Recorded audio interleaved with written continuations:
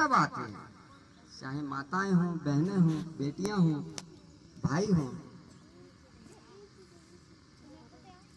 बच्चा हो, युवा हो, बुजुर्ग हो, निरोगी हो, रोगी हो, कोई भी जो भी इस हनुमान चालीसा का पाठ करेगा, कोई प्रतिबंध नहीं। कैसे करना है कहीं नहीं लिखा। जो यह पढ़े, मन लगा के पढ़े, कहीं नहीं लिखा। पढ़ ले, केवल बस पढ़ ले। कैसे पढ़ना है इसका कोई प्रतिबंध नहीं। खड़े होकर पढ़ना है, बैठकर पढ़ना है, आसन डाल के पढ़ना है, इधर मुंह करके पढ़ना है, उधर मुंह करके पढ़ाना, कोई प्रतिबंध नहीं।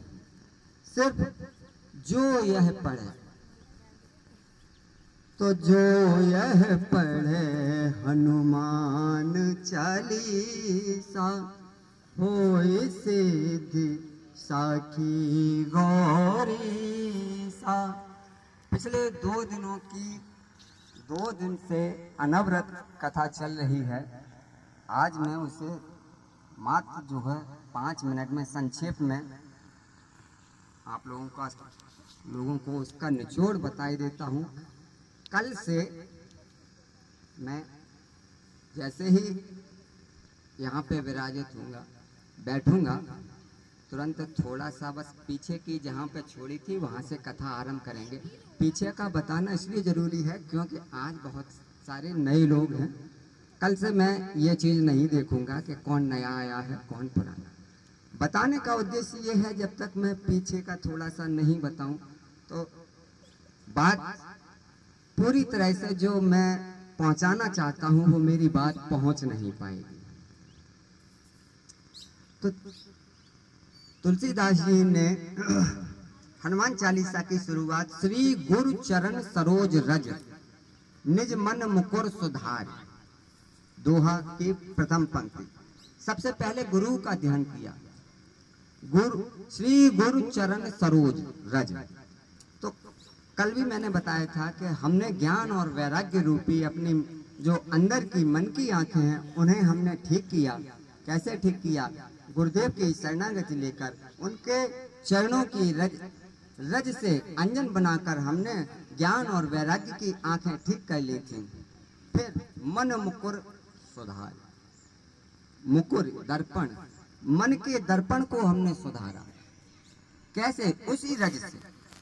वही रज जब हमने अपने मन के दर्पण पर डाली और प्रेमाश्रुओं की बारिश की उस दर्पण पर, तो वो दर्पण निर्मल हो गया।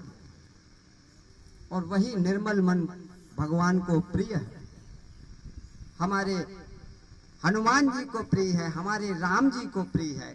निर्मल मन, निर्मल मन जन सो मोहि पावा, मोह कपट छल छिद्र न भावा। अगले दोहे की अगली पंक्ति है, तो निर्मल मन क्यों किया? क्योंकि बरनौ रघुबर विमल यश। मैं रघुनाथ जी के, रघुवर जी के, राम जी के यश का वर्णन करना चाहता हूं।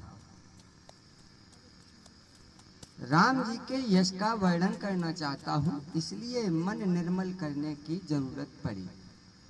राम जी का यश कैसा है? निर्मल है, विमल है। उनकी कीर्ति निर्मल है, विमल है। इसलिए मन को निर्मल करने की आवश्यकता पड़ी तुलसीदास जी को। बरनौ रघुबर विमल यश। इसी पंक्ति पे अभी व्याख्या चल रही थी। बरनौ रघुबर विमल यश। क्या यश बता रहे हैं, समझा रहे हैं? राम जी का यश। विश्वामित्र जी के साथ जहाँ पे कल कथा छोड़ी थी वहीं से आरंभ आज करते हैं।